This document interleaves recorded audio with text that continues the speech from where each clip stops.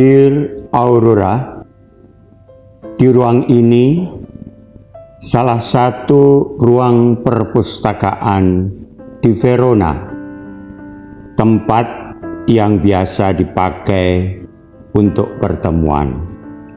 Seringkali kau dan aku berbincang panjang tentang politik, ekonomi, sosial, dan budaya. Bagaimana kau bercerita tentang Oedipus yang menyintai ibunya, walaupun Oedipus sendiri tidak mengetahui bahwa Yokasta adalah ibunya. Oedipus sendiri baru mengetahui bahwa Yokasta adalah ibunya setelah ia mempunyai beberapa anak, di antaranya Polinices, Antigon, dan Ismene. Dalam buku pertamanya, Oedipus Sang Raja. Dalam buku kedua, Oedipus Dikolonus, yakni pengembaraan Oedipus dalam perjalanan moksa dan ditemani oleh anak keduanya, yakni Antigon.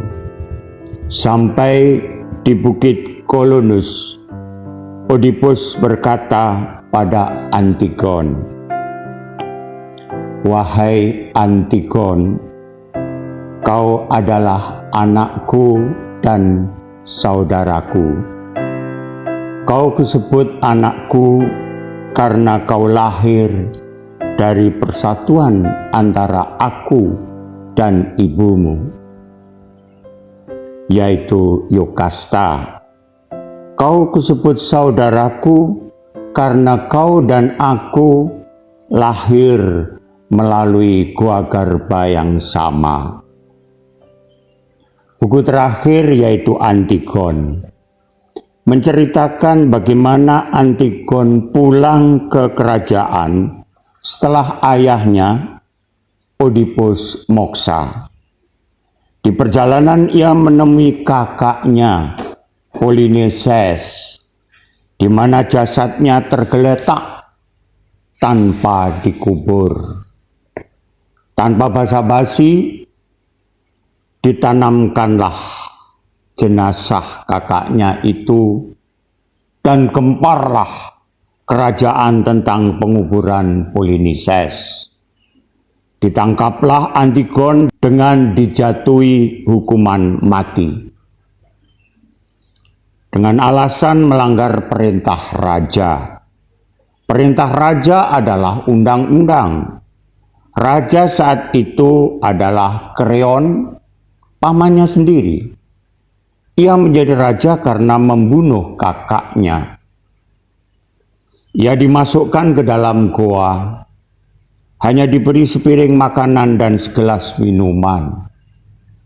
Terdengarlah oleh Haemon, anak Kreon, sekaligus kekasih Antigon. Bergegaslah Haemon membongkar gua tersebut. Dipeluknya Antigon, tetapi kekasihnya itu sudah tidak bernafas lagi. Seketika Haemon menghunus pedangnya dan menancapkan ke dadanya. Sepasang kekasih, Antigon dan Haemon, tak bernyawa. Trilogi buku itu dikarang oleh Sophocles pada tahun 4000 sebelum Masehi. Romeo and Juliet. Oh Aurora, Dewi Romawi yang lahir di fajar indah. Cinta sebagaimana Antigon dan Haemon adalah sesuatu yang suci. Di ruang perpustakaan ini, Antigon dan Haemon menjelma pada Romeo and Juliet, karya William Shakespeare 1591. pertama kali kubaca setengah abad yang lalu. Di tempat ini, di ruang perpustakaan di Verona, kota tempat terjadinya kisah asmara abad ke-16. Kisah cinta abadi sepanjang masa. Romeo putra Montague dari pihak keluarga Montague, sedangkan Juliet putri Capulet dari pihak keluarga Capulet, keluarga pendatang. Kisah dua keluarga yang selalu berselisih, dan para pemudanya sering berbentrokan. Bentrok dilawan dengan bentrok. Kisah romantis ini terjadi ketika Romeo bersama dua sahabat kentalnya, Mercutio dan Benvolio, menyamar dengan memakai topeng, menghadiri sebuah pesta yang diadakan di rumah Capulet. Musik berbunyi. Mulailah pesta itu dengan munculnya Capulet bersama putrinya Juliet, diiringi para tamu. Capulet mengumumkan pesta secara resmi, maka musik pun bergema, dansa pun dimulai. Romeo memasuki hall. Ketika Romeo melihat kecantikan Juliet, sampai memuja, "Oh, she doth teach the torches to burn bright. It seems the hangs upon the cheeks of night, like a rich jewel in an Ethiop's ears. Beauty to reach, use for earth to dear." Masih banyak lagi kalimat pujaan yang diucapkan oleh Romeo, sebelum pada akhirnya manusia bertopeng itu terpegang oleh Tybalt, keponakan Lady Capulet. Terjadilah pertengkaran. Tybalt melapor pada Capulet, "Paman, ini seorang dari pihak keluarga Montague lawan kita." Si Romeo, "Ya." Anehnya, justru Capulet menyuruh Tybalt membiarkan Romeo sebagai tamu-tamu lainnya, tidak mengusir keluar hall sebagaimana diharapkan oleh Tybalt.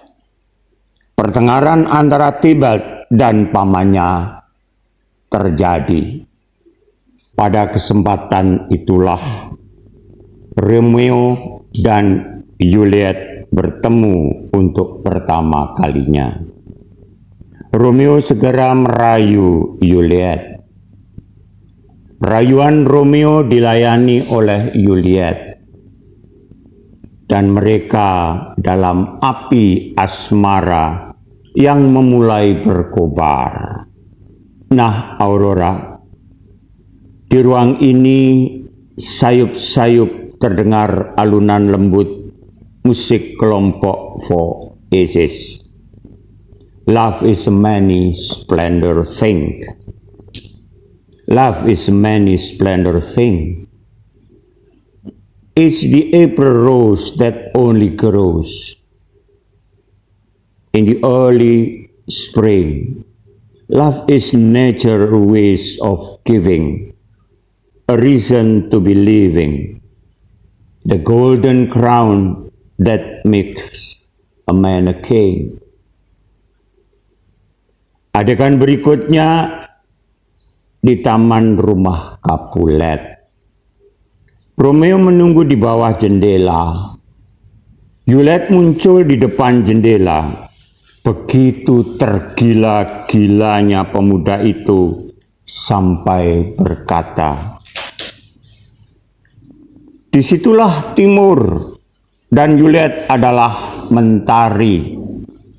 Fajarlah, fajar mentariku, dan bunuhlah bulan sang musuh." Romeo tergila-gila pada Juliet. "It is my lady. Oh, it is my love." Di ruang ini terdengar alunan akhir lagu "Love is a many splendor thing." Once on a high and windy hill, in the morning mist, two lovers kissed, and the world stood still. Then your finger touched my silent heart, and touches how to sing. Yes, through love's a many splendor thing. Kembali ke adegan berikutnya, Romeo dan Juliet. Begitu mesra membara. Keduanya asyik masyuk hingga membuat perjanjian untuk berjumpa dan menikah. Oh, lagi-lagi Juliet dan Romeo terganggu oleh munculnya inang pengasuh. Tanpa peduli, Juliet dengan tergila-gila berkata, "1000 kali selamat malam.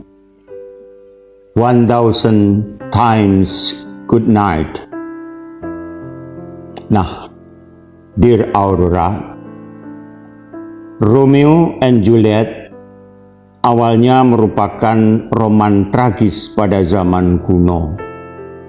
Dibuat berdasarkan cerita di Italia yang diubah menjadi sajak dalam The Tragical History of Romeo and Juliet oleh Arthur Brooks pada tahun 1562 dan diceritakan kembali dalam bentuk prosa pada Palace of Pleasure karya William Painter pada tahun 1582.